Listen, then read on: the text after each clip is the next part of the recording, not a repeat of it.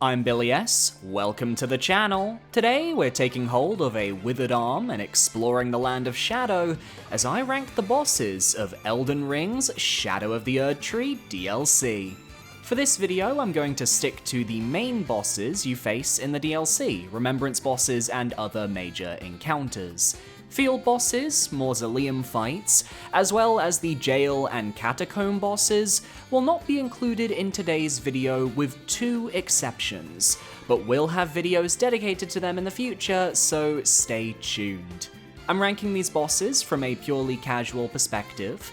It's not a difficulty ranking, but instead just my personal thoughts on each fight and what I enjoyed or didn't. So without further ado, my top 16 Shadow of the Erdtree bosses, ranked.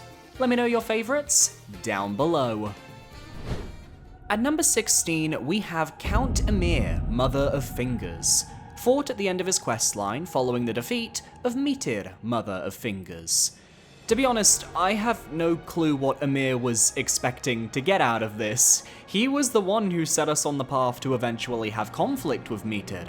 His name implies that he wished to replace her, becoming the new Mother of Fingers, but in his hubris, believed he could slay us and tie up this one loose end. He lands on this list via a technicality, as he does have a boss health bar and comes at the end of a major quest line, but ultimately feels like a footnote compared to the rest of the roster. I love his ability to spawn finger creepers. It's sufficiently creepy and disturbing, but his inability to actually threaten the player leaves him extremely vulnerable to most attacks. Yoren, who appears prior to Aaviier, was the more threatening of the two, but by this point in the DLC I was very comfortable with my chosen weapon, Rellana's Twin Blades, and was able to make quick work of both NPCs. Aaviier was such a fascinating character, and to see him overcome with madness is very much fitting with FromSoft's quest design. I wish he'd put up more of a fight, but I also get from a lore perspective that he only just gained the abilities as a Mother of Fingers, so he couldn't do much. Glad to have cut off the finger creeper population though, so no more of those spidery little shits can roam the lands between anymore. At number 15, we have Ancient Dragon Man, the boss of the Dragon's Pit, which is required to reach the southeastern part of the Land of Shadow. Prior to his appearance as a boss, he also invades you outside the entrance to the Dragon's Pit, so you're already acquainted with his battle style when you arrive. He wields the Dragon Hunter's Great Katana, which is designed to fell dragons due to its anti-dragon effect. I love that in this DLC most of the weapons and armor sets all have extra buffs and debuffs to give that extra layer of customization. Like most NPC fights in Elden Ring, you're either going to have an insanely easy time abusing his AI, or he's gonna wreck you while leaving you on the back foot during your fights. For me, it was actually the latter. I've never been good at NPC battles, and having to dodge his Dragon Wound slash attack, or getting comboed by his various jump slashes, left me taking a lot of hits. I was still using my Godskin Peeler at this point, which just wasn't cutting it, and it was here I realized I needed to think about some new weapons to play with. He does leave a few openings with his Dragon Maw attack for anyone struggling to find opportunities though. The fight just doesn't really stick in my mind. But I appreciate the tidbits of lore, how the ancient Dragon Man stands as a test of whether a person is worthy to face Baal the Dread, or how with his existence we have Scalies in Elden Ring. Next game, how about letting us go full Dragonborn, Miyazaki? You know you want to. At number 14, we have Jory, Elder Inquisitor, who can be found guarding the entrance to the Abyssal Woods. You can tell this is an extremely solid DLC because Jory is at the bottom of the list, and yet I mainly have positive things to say. I absolutely love his arena, introducing us to the hells of the Abyssal Wood with a horrific atmosphere. His design, while ultimately just a regular Inquisitor enemy that we'll see more of in Enir Ilim, left an impression on me when I first took on the fight, and his style of combat is unique to say the least. He has the ability to cast the new Spiral incantations introduced in the DLC, but Spiro was the only incantation I needed to watch out for, the one where he summons spirals beneath the player that you have to dodge or run away from to avoid. Jory's main ability though is his power to summon the spirits of other Inquisitors to help him in the fight. He can summon smaller enemies that attack with a stream of flames. They can be minorly annoying if you're caught in a bad part of the arena, but are easy to duck and weave through. The challenge is if he summons a big, beefy Inquisitor, one of those chonky lads who will happily bounce on top of you, smack you with their belly, and overall hound you to your last breath. My one death to this fight came from me getting caught in the corner by one of those, and by the time I escaped, Jory hit me with his Golden Arc spell to finish me off. His summons can get a bit hectic as he loses health, something that will definitely bother some players, but they're weak and they can be dispelled when struck, so you have counterplay if needs be. My strategy was to focus down Jory, as I knew I could trade blows and still come out on top. A really fun fight, and a great introduction to the Abyssal Woods. At number 13, we have the Golden Hippopotamus, found at the entrance of the Shadow Keep. While there are multiple hippos that can be found throughout the Land of Shadow, this is the only variant that can use the aspects of the Crucible Thorns incantation, which it also drops upon its defeat. I really like the visual design of the hippo, the large protruding horn on its head, the horrifying tusks and dreaded maw that elicits fear in the hearts of anybody that knows how dangerous hippos can be. And I honestly think the moveset is one I'd enjoy learning long term, but certain attacks left me feeling very frustrated during my initial playthrough. Something I noted with many of the DLC bosses, and this is totally a skill issue on my part, but I've gotten extremely bad at dodging grab attacks. In this case, we have the hippo charging forwards, and if you dodge too early or too late, he snaps you up in his mouth. I had multiple runs where I felt I should have dodged the attack, but then got caught in its hitbox, but also multiple runs where it was entirely my fault. It's easily his most irritating move because he tends to use it more often than I think grab attacks should be used. They break the flow of the fight and take a fuck ton of health, and getting hit by them was so nightmarish so very often.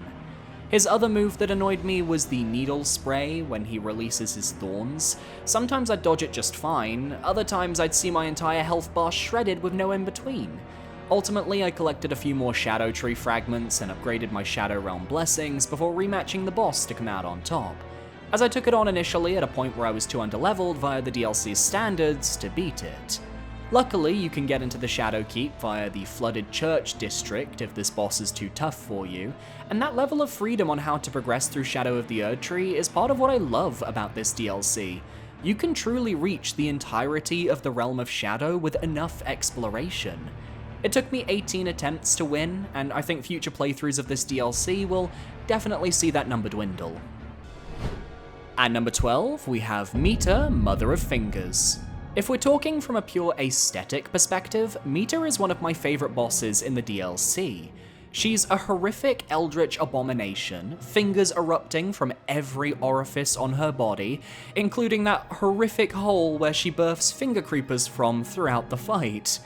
There's nothing more terrifying than a giant fingerprint watching, leering over you as you attempt to take her down. She reminds me of Aaviier from Bloodborne, though admittedly I think her actual fight leaves a little bit to be desired. I'm not a fan of how almost every attack in her arsenal is extremely delayed, making it very hard to naturally learn her tells and instinctively react to her movements. God forbid you get caught near her side when she crawls towards you with her side fingers, causing a lot of damage if you don't block. I do love that for her 3-time overhead slam, you can actually stand right in front of her, and with how her limbs are positioned, you'll avoid the attack by going between the gap in her limbs. I found this boss incredibly tough, until I learned that like many of the bosses in this DLC, she has a big weakness to guard countering. Block and counter enough times, and you'll be able to stagger her for major damage, and with a healthy amount of stamina and a good grasp of her moveset, you can reach her enraged state in no time. Once she summons the power of the cosmos, you'd think she becomes super tough, but most of her attacks have simple counters. The 3-shot laser is just a timing test. The attack where she raises orbs that explode around the arena is a positioning challenge. The attack where she rises up and spins in the air before slamming down towards you can be guarded as long as you have decent stamina. The only attack I didn't fully understand was her giant black hole orbital laser that circles around the arena. You can't get close to her as a force will push you back, so you're looking for that sweet spot that avoids the laser blast while being as close as possible for when the attack ends so you can go in for the punish. Honestly, I wish that for her phase 2, more of her attacks involved fingers.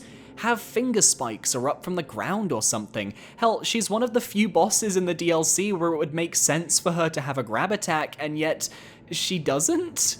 I think they could have pushed a tad further with her boss fight, and that's what ranks her this low for me. At number 11, we have the Putrescent Knight, found at the end of the Stone Coffin Fissure. I feel so very conflicted about this boss, because on the one hand, I adore its design. I think it's a well-constructed challenge. The enraged state that adds the flames you can dodge or jump over adds to the moveset you initially learn, and by all accounts, I shouldn't find this fight too hectic. So why did I end up struggling so much, to the point where I had to break out the Sacred Relic Sword for that holy damage weakness? To be honest, it's because my preferred weapons of choice didn't give me the reach needed to capitalize on many of the knight's openings. After his attack swings, he'll often ride a short distance away before starting up his next combo string, and I just didn't have the time to make it up with my greatsword, twin blade, or light greatswords. Combined with a few attacks that have some incredibly tough dodge timings, like when he and his horse team up to charge at you at regular intervals, and you have a fight that will kill you more often than not. Bonus points for having to make that long drop into the boss arena upon every death, which really adds up your time spent on the fight, including loading screens. I love the boomerang aspect of some of his attacks, and I'd love to try and learn the timing of this fight more on a future playthrough. But I knew going into Shadow of the Erdtree, I wasn't going to limit my playstyle if things got too tough. And finding the right time to hit a wave of gold so I could whittle down the knight's health was still a fully enjoyable experience that I had a blast with. It took 23 attempts, some of which I came incredibly close to winning at, and succeeding felt so damn good. I just wish he didn't 2-3 shot you at the start of the fight, but that's just me needing to upgrade my Shadow Tree fragments before I take on the boss again next time I play. And with the attack where he rises up from the swamp to start his enraged state, I'd have appreciated the fire he shoots always having the same pattern for that initial attack. Sometimes it feels like attacks from the Elden Ring bosses are too RNG dependent, and it's what I preferred about older games, how if you understood the pattern, you could consistently plan, dodge, and counter accordingly. Here, that initial fire pattern isn't consistent, and it makes planning around that attack a real pain. At number 10, we have Commander Gaius, found at the back of the Shadow Keep.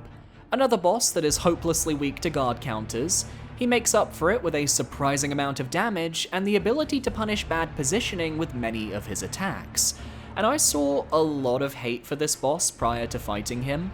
I was convinced Gaius would be this insane difficulty spike, but he ends up being a fairly standard rider fight with an admittedly busted charge attack and a high level of aggression once his gravity magic takes the stage. I think it's a bit cheap that the charge is always used right as you enter the boss arena, as I couldn't consistently dodge it on foot and had to block instead. Maybe you can hop on Torrent to outpace him? The fact that you can summon Torrent at all means there has to be some developer-intended strategies where your spectral steed can turn the tides of the fight, but I don't personally feel confident enough controlling Torrent to do that experimentation myself. He has the same issue I had with the Putrescent Knight, in that a lot of his attacks often leave him out of reach of the player after his combo finishes, so forcing yourself to stick close to the boss is the only way to ensure you can do good damage. It stops his ranged attacks, like the gravity pellets, and once you're in the rhythm, you'll be fine. Barricade Shield was a great help to me here, with blocking a ton of Gaius' attacks. His gravity attack, where he rises into the air and twirls into the ground, is probably the best move to counterattack on, as he's left vulnerable upon landing. But the timing to avoid the incoming rocks from the impact is tough to gauge, because Gaius approaches the ground at a hilariously slow pace. He took me 17 attempts, but I was happy to report that most of those ended in his enrage phase, so I had a decent grasp on the flow of the fight. Definitely a battle that people will initially hate, but I think will come around to as the months go by and people begin to figure out how to break this DLC in half. Also love the reveal post-fight when you find the Albinauric shack, and you collect Gaius's leggings, only to discover he was an Albinauric, and thus he never actually wore the leggings. It's a funny lore tidbit that made me chuckle, plus those 5 Shadow Tree fragments just a few paces away weren't half bad either. At number 9, we have Midra, Lord of Frenzied Flame, the boss of Midra's Manse. Full disclaimer, this is a fight I fully expect to shoot up in my rankings when I get the chance to refight him in the future. But for my experience with Midra in my first playthrough, I just want to say that by the end of this DLC I was very tired. I tried to self-impose the no summons rule, the no cheesy builds rule, and the last few bosses were kicking my ass to the point where I just said fuck it. So my battle with Midra wasn't an intense bout of me learning all of his attacks, avoiding his madness, and overcoming every attack with skill, grace, and decorum. No, it was me putting the Blood Tax Ash of War on my Twin Blade with a bleed quality so I could trade damage and restore my health through my weapon's skill, while inflicting enough bleed to get through the fight as best I could. Midra's attacks are totally learnable, and honestly looking at the footage I can see a ton of potential for an insanely interesting fight. After all, it's not every day you get to fight the Lord of Frenzied Flame, even wilder if you choose that as your ending in the main game. He was the last of the bosses I came across in the DLC, with the Abyssal Woods being the last location I found. And from a sheer aesthetic perspective, alongside an impeccable atmosphere and horrifying pre-fight cutscene, Midra is a fight I will remember. Where I think the fight loses me is the madness build-up. It's not as rough as Deathblight, but the fact that madness holds you in place once it fully procs leaves me feeling frustrated when I die because of that animation. I don't mind blood loss or scarlet rot, those are effects that don't limit a player's movement when procced, but madness just tips me over the edge in a way I'm not the biggest fan of. It doesn't take away from how great the fight is, and as said, one day, when I have more patience and less pressure to finish the DLC before I got spoiled, I think I'll have a real blast refighting this boss. That enraged state that lights up the entire room on fire is so epic, very Sister Freed energy, and some of his attacks feel brilliant to dodge while the music is gorgeous in the background. That giant Cyclops eye laser, especially brutal. But I got my win. And with my special build, it only took me 12 attempts. Not bad. Shadow of the Erdtree has been fabulous so far, and before we get to the rest of the bosses on this list, I just want to take a moment of your time because we are trying to reach 35,000 subscribers on this channel by the end of the year. If you continue watching this video and you end up enjoying what you have seen, consider parrying that subscribe button right there. It will help me out with the channel, it will get you updates on all my future content, how exciting, or you can go the extra mile and become a channel member. It only costs $4.99 a month, it gets you early access to future videos, a shout out in the description and at the end of each video as well, and hopefully in the future there may be some other perks coming too. So, back to the list. At number 8, we have Radahn, Consort of Miquella, the final boss of Shadow of the Erdtree. And of all the bosses on this list, he is the most complicated for me to rank. If we're talking difficulty rankings, there is no question that Radahn takes the cake as the hardest boss in the DLC. Whether I find him harder than Malenia, well, it took me 141 attempts to kill Malenia summonless and with no status effects. It took me 178 attempts to kill Radahn, and that was with my Mimic Tier and a Bleed build. So, time to introduce you to the most bittersweet boss kill I've ever had in a Soulsborne game. Radahn's phase 1 is relatively straightforward. He's got a variety of different combo swings and delayed attacks that you have to learn to dodge or block. These can be very brutal, and while you see me dodging backwards in most of my footage, the reality is that you should be dodging inwards. I wasn't confident enough in my skills to get up close and personal, and I paid the price for it a lot. It's his gravity magic though where I find him toughest in phase 1. His opening charge he uses 75% of the time is easy enough, a free opportunity to get some damage in as you dodge right before he hits you, but his other two gravity attacks are a pain in the ass. His meteors aren't the toughest to avoid, but I always get hit by that sword drag that starts the move, which always left me needing to heal and at risk of getting hit by the meteors because I just didn't understand what the hitbox was. But it's his gravity well I hate the most.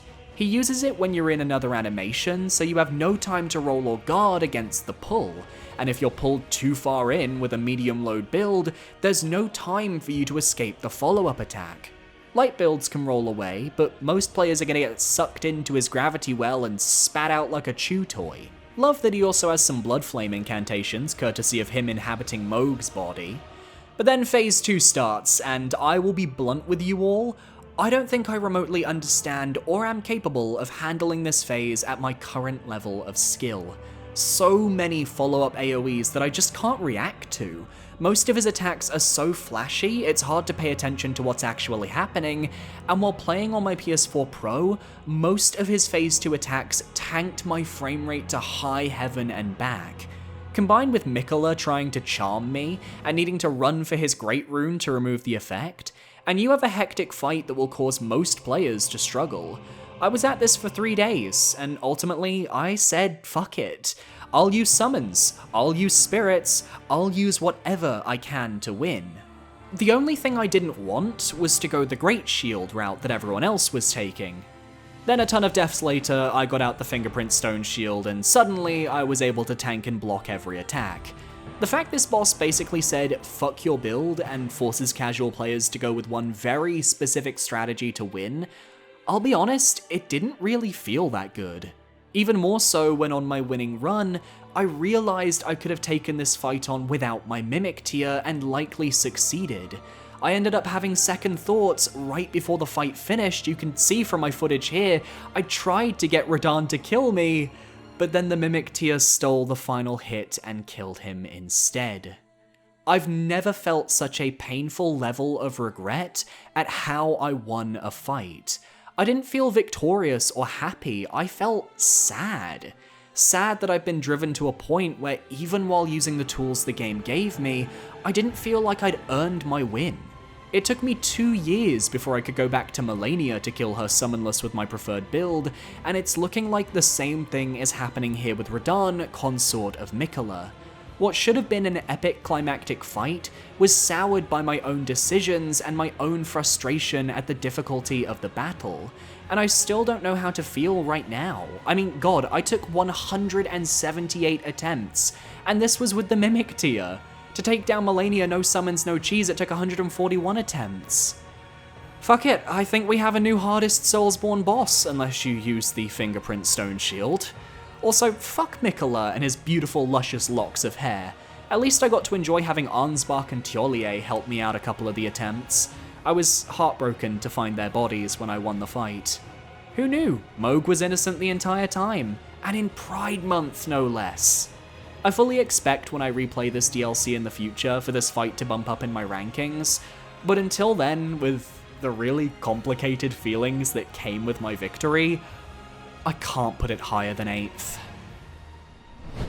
At number 7, we have Needle Knight Leda, found near the end of Enir Ilim. Now to be blunt, you can make the case this isn't a proper boss fight. There's no official boss health bar at the bottom of the screen for Leda or any of the other NPC invaders, and yet this is a required fight if you want to reach Miquella, so I think it's only fair to include it. Now it ranks this high less because of the actual fight itself, and more because of the sheer amount of hype that went into the story and the emotions surrounding it. Leda has officially turned on us, realizing that we were never charmed by Miquella, and that our purpose diverges from her own. So she challenges us to one final duel, her followers against our own. And I love that depending on the actions you take throughout the DLC, things can play out very differently, and it all depends on how you handled the questlines of every NPC. For me, I completed Tjollier's questline with Saint Trina, which allowed me to summon him, and I didn't partake in Leda's invasion attempts on Hornsent or Arnsbach because I had no idea those were a thing until after I'd finished the DLC. As such, I was able to summon both Tjollier and Arnsbach, and because I completed Freya's questline and told Mor to put his past behind him earlier in the DLC, they joined forces with Leda, Dryleaf Dane, and the Hornsent to make this a 5v3. In practice, I think this fight is brutal. Hornsent has the ability to one-shot with his magic, and I think it's insanely broken. The ability to crowd control here is so crucial, and I swapped through a few different weapon types wanting to beat them with a DLC weapon.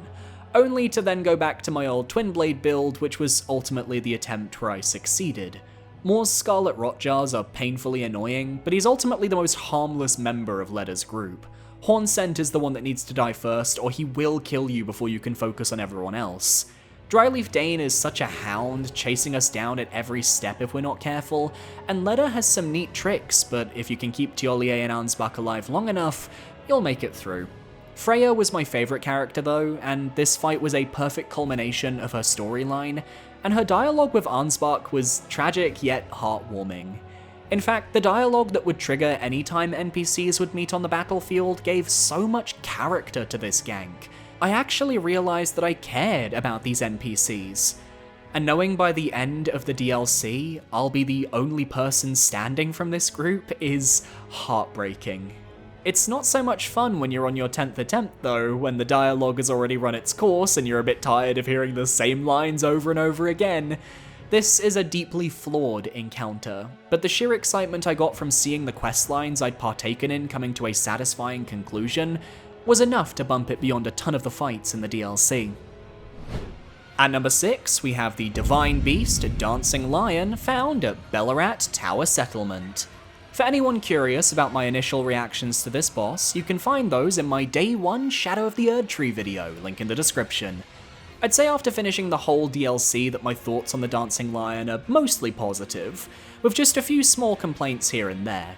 Definitely none about the music though. I don't mention the OSTs much in these videos, but the Dancing Lion was so Eastern inspired in its instruments and tone, they knew exactly what they were trying to emulate and it worked gorgeously.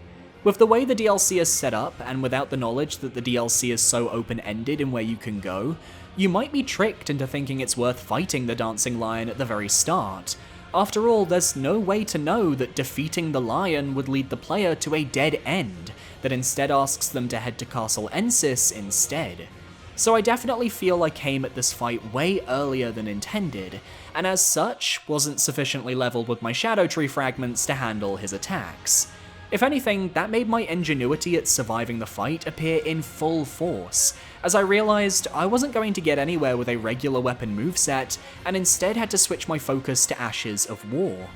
Who knew the Giant Hunt skill would become such a focal damage dealer for me throughout this DLC? As for the lion itself, I knew he'd be tough because of the way he dances around the battlefield. Like the dancer at the Boreal Valley from Dark Souls 3, this style of boss has a way of moving that makes it very hard to predict attacks and patterns, and my clear impatience for the fight led me to make a lot of mistakes and trade a lot of damage, more so than I should have. My main issue with the fight comes from his enraged state. I like the concept of the lion shifting elements from lightning to ice to wind, and the various attacks within each state are a lot of fun to play around. But the amount of extra AoEs in the lightning phase drove me up the fucking wall. I just didn't find it fun getting bounced around and having no time to heal before a lightning spear was shoved up my ass. Then, with many of the big attacks, my PS4 Pro's frame rate would drop. I'm curious to know if it happens on the PS5 as well, or if it's just me using outdated hardware that's causing my own struggles, but with all the particle effects and also the camera deciding to kill me if I so much as locked onto the boss for a second, it was rough. Also, the grab attack. I don't mind grabs themselves, nor do I mind grab attacks that buff the boss when they land. What I do mind is that the Dancing Lion's grab buff makes it so that for a certain amount of time following being grabbed, if you try to heal, the Dancing Lion will also heal that same amount. I'm sorry, but in a DLC where the bosses are already brutal and most people run into this guy as their first or second major encounter, having a built-in healing system is too much for me, especially as I found my reaction time for dodging grabs has gotten exponentially worse in recent years. I think I'm past my prime. It took me 57 attempts to overcome the Divine Beast Dancing Lion, but I came out of this fight with an extremely positive outlook. It was tough, it handed me my ass, I had to explore the open world and improve my stats before I went back for the winning fight, but I did feel by the end I understood the moveset, and I think a rematch will go better. He says until he gets killed immediately by the rematch in the ancient ruins of Ra. At number 5, we have Romina, Saint of the Bud, found at the end of the ancient ruins of Ra. I'm not sure what the common consensus is around Romina. After all, she's a Scarlet Rot enthusiast, and that might scare a lot of players away with the Millennia PTSD. She's also not a particularly important character in the grand scheme of the DLC, getting a small feature in the story trailer and nothing more. Yet from her design to her arena to the fight that took place, something about her clicked with me on a personal level. Once just a mere priestess whose church was burned around her following Messmer's crusade, upon communing with the outer god of rot, she found purchase in a new faith. Her design is reminiscent of the Quelags and Najkas of the world, this human form intertwined with that of a centipede scorpion. I'd normally feel very uncomfortable given my arachnophobia and general disdain of insects, but there's something weirdly beautiful about her design. I love the way her head is like the blooming of a flower, and the shade of pink that her rot takes is more vibrant than that of Millennia, which appeals to my simple colour-loving mind. Her attacks are very simple to dodge initially, and I love that some of them have tells for when you need to dodge. Her leap into the air followed by a lunge has a small red flash as she's about to drop that you can use to time your dodge, for example. More bosses need these visual tells, that's my hot take. She's got the classic Elden Ring curl up into a ball move that many of the more animalistic bosses and enemies have, which is always fun to dodge around. And I like that prior to her enraged state, her moveset is understated, simple to learn. There's nothing wrong with the first part of a fight being easy, leading to a tougher second half where the moveset gets enhanced. It's my preferred style of FromSoft boss fight. At half health, Romina's wings grow to a large size and she begins summoning butterflies of rot. Love the move where she levitates into the air and various mariposas begin spawning along the battlefield you have to avoid as they explode. Or how about her triple lunge from the air, where you dodge 3 inbound attacks, followed by a blast of rot at the end that you can roll through to punish the boss. Ultimately, it only took me 3 tries to finish off Romina, with Rellana's twin blades coming in extremely handy due to their weapon art. Fire Stance melts through Romina, and I wasn't even buffed when I used it. Imagine having a fire buff or the talisman that increases stance-based damage. Whew boy. Can't wait to face Romina again someday. She was a nice breath of fresh air in a DLC filled with absolutely brutal bosses. At number 4, we have the Shadow Tree avatar found at the base of the Shadow Tree. Definitely my hottest take on today's list. I want to make it very clear to everyone watching that difficulty is not a factor when it comes to what bosses I like and dislike. Just because something is uber hard doesn't mean I'll immediately fawn over it. And in that same vein, just because a boss feels easier or has a less complex moveset, that doesn't take away from the feeling I get during the fight. The Shadow Tree avatar falls into that category as a boss that is inherently pretty easy. It doesn't have a lot of moves, its attacks are very formulaic, and there are very clear punish windows once you identify what moves you can dodge or guard through. Yet I think it's a fight that manages to tell an interesting narrative. Reaching the base of the Shadow Tree, I wasn't sure what to expect, and when I saw the boss name, I immediately thought, oh god no. Because after the copious Erdtree avatars in the main game, I was worried we'd be getting another reskin. But no, the Shadow Tree avatar is completely different. It can launch trails of brambles that you have to dodge to avoid building up bleed damage. Its vines can wrap around and slam you with impressive combos. And if you're like me and suck at dodging grabs, that golden head slam can be brutal, but also a perfect window of opportunity to give damage back. Attack the head of the flower, and the health bar drops insanely quick. It was obvious this creature was going to have a second phase, and I love that it doesn't change its moveset up all that much, it only enhances what was already there. Another bramble AoE that takes good timing to avoid, certain combos now ending with a bramble burst as opposed to being safe, or its charge move that you can block to mitigate any damage. The attacks get faster and tougher, I'll give it that. I did actually struggle here, but taking down the phase 2 and assuming the fight was over felt pretty good. Until the Shadow Tree avatar restores itself one last time for phase 3. Only here, it's a shadow of its former self. Its attacks are weak and feeble, and the OST changes to this slow funeral march to create a sad atmosphere. This creature wants to protect the Shadow Tree and do its duty, but it's too far gone. Its only Hail Mary being this giant AoE where it expunges energy like a sparkler, exploding in a wide radius that did kill me once to my displeasure. But the second time I reached phase 3, I blocked the damage and came out on top. Something about this boss's design, the arena with the shadow tree hanging above, the way that each phase of the fight is the boss clawing its way back up from death to fight you again, and the reward that is Miquella's Great Rune, a necessity for saving yourself from Miquella's Charmed status in the final boss fight, rewards you for exploring and finding this hidden away secret.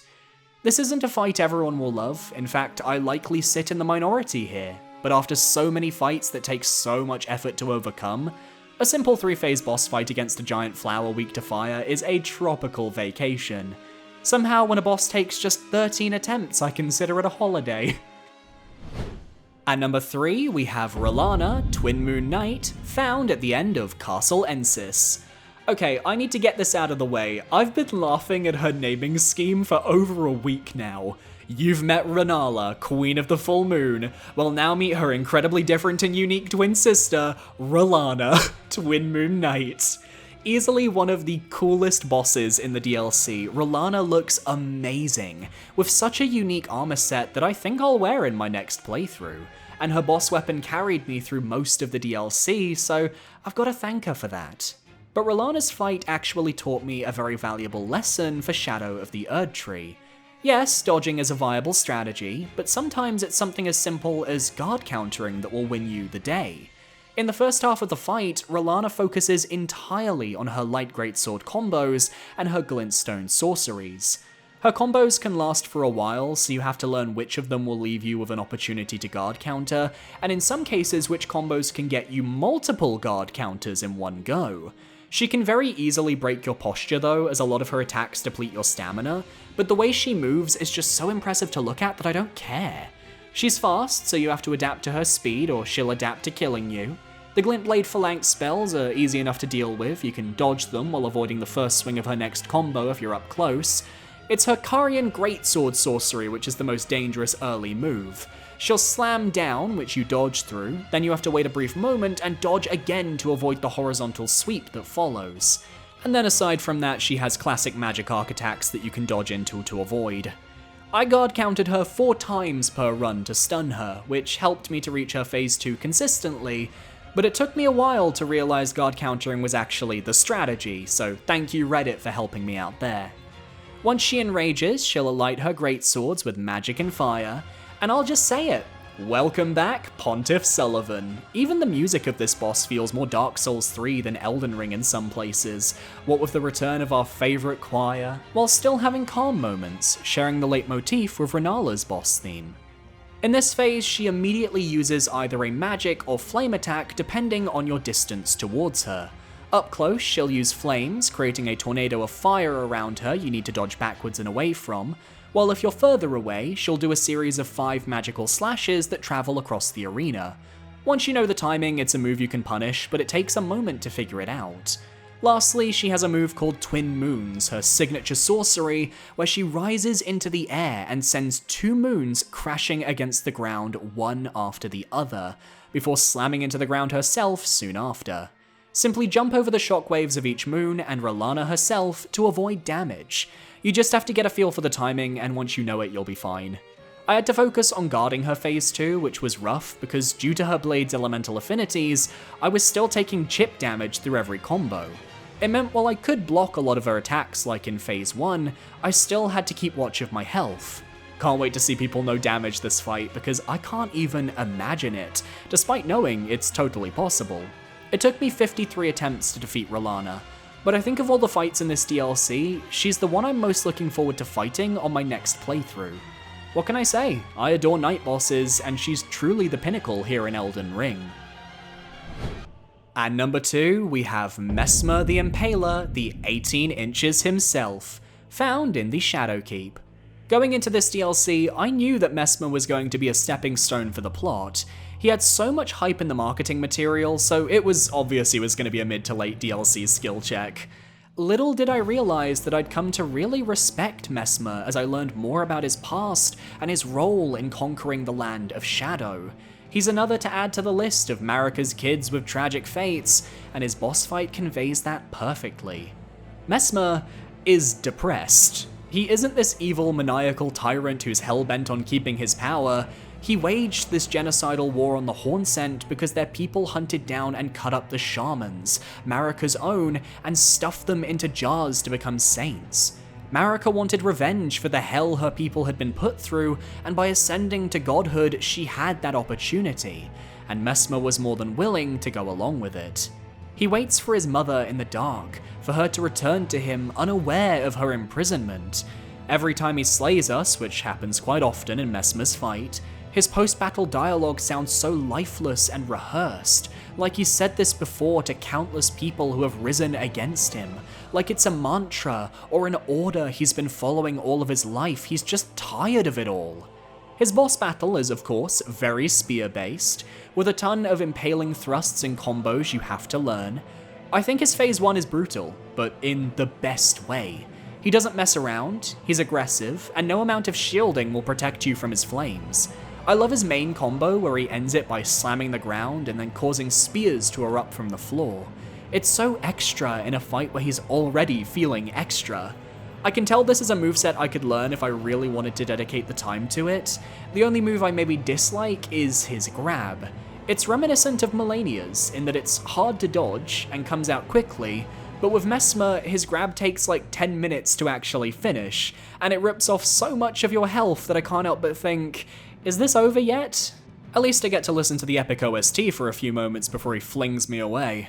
I honestly thought with how hard phase 1 was, that his second phase would be even harder, but ironically, it was the opposite. At 50% health, Messmer plucks out his eye, a seal placed upon him by Marika to keep the serpent growing within him at bay, and uses his newfound power to become base Serpent Messmer. And I beat base Serpent Messmer on my first attempt. I found that his combos were easier to dodge with the snake incorporated into them. It's such a big creature compared to the precise nature of his spear attacks, and he has a lot of openings once his combos end and the snake has to transform him back into Messmer. It's a very similar vibe to Malekith from the main game.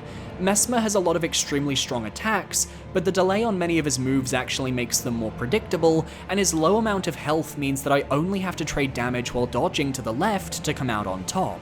He's a complete glass cannon, and if you can survive the giant snake combo towards the end of the fight, yeah, you'll win. Seeing him curse his mother in his final moments is both satisfying and heartbreaking. Messmer, under any other circumstance, could have been a genuinely good person. I just wish his phase 2 was a bit tougher. That's the only reason he's not my number 1, even if I felt insanely satisfied defeating base Serpent Messmer first try. But there's one boss in this DLC that stood out to me more than any other. At number 1, we have Baal the Dread, found at the top of the Jagged Peak. It's not a From Software DLC without an epic dragon fight. Kalameet, Sin, Midir, and now, Baal.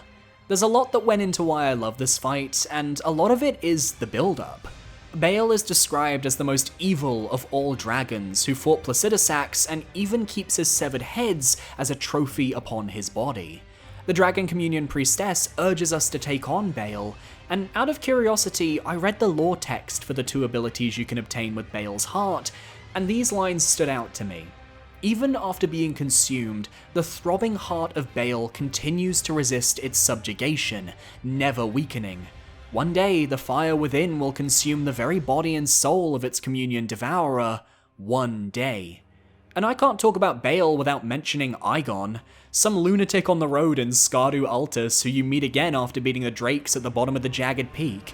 All he wants in life, despite his body failing him, is to kill Baal. This man is too angry to die and wants one thing and one thing only. So who am I to deny him? I took on Baal very early in my playthrough while I was exploring to fill up the map. I wanted to see what he looked like, and climbing the Jagged Peak, red thunder, harsh winds, the most desolate place I've been to in the lands between, it sets the stage for the fight. Baal drops into the arena, the fight begins, I die very quickly, and I'm like, I'll come back towards the end of the DLC, thank you. So fast forward when it's just him and Radahn left to go, I go back to Baal, have a few attempts on my own, and even manage to get him to his enraged state where he grows those spectral wings and alights the arena with flames and lightning. And I can see how satisfying this fight is going to be to learn, but I was fatigued. I wanted to finish the DLC, and while I was loving the fight, I thought, oh yeah, maybe I should summon Aigon to help me out. When Aigon appears and immediately he begins fucking screaming at the boss, I knew we had a very special character on our hands. 2 dragon hunters going at it, taking on the Dread himself, it was a thing of beauty. I love Bale's moveset. His leap over the player that's always followed up by a tail swipe backwards requires you to be very aware of your positioning. His breath attacks can be really brutal to dodge, but obviously give great punish windows if you can help it. I do think his lightning AoEs can be a bit much, especially in his enraged state when you have way less time to react to all the different attacks being thrown out. And my winning run was less me overcoming the moveset and more me just barely surviving Bale. But I was okay with that. Aigon died while I had around 15% of Bale's health to go, allowing me to take on the final part of the fight myself, which meant I could still feel victorious in my win. Also, shout out to the music. I think Bale's OST might be my favourite of the DLC because it pairs so wonderfully with his moveset.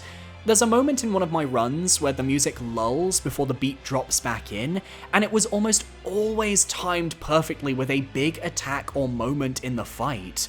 Can't stand Bale's grab though. It has its tells, I just never got the timing down, so even in my winning run I'm still getting ragdolled by this fucker.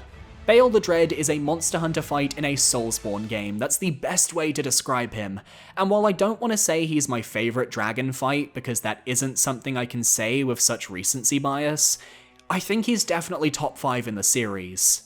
He was the true optional super boss of the DLC, and he surpassed everything I expected and wanted out of him to create a memorable experience. How fitting that my final blow happened after I successfully dodged a grab attack. I'll be curious to see how my ranking changes upon my next playthrough of the DLC, but for now, Bale remains my number 1.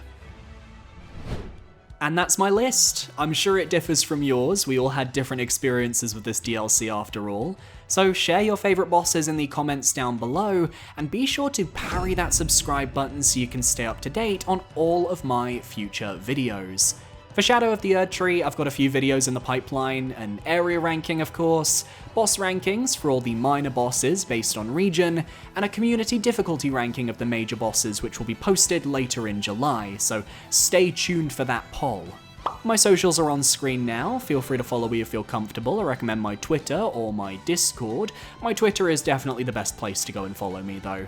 And I want to give a shout out to all of my YouTube channel members. We've got a few new ones here today. Thank you so much for your support, and I'll see you guys next time for another video. Adios!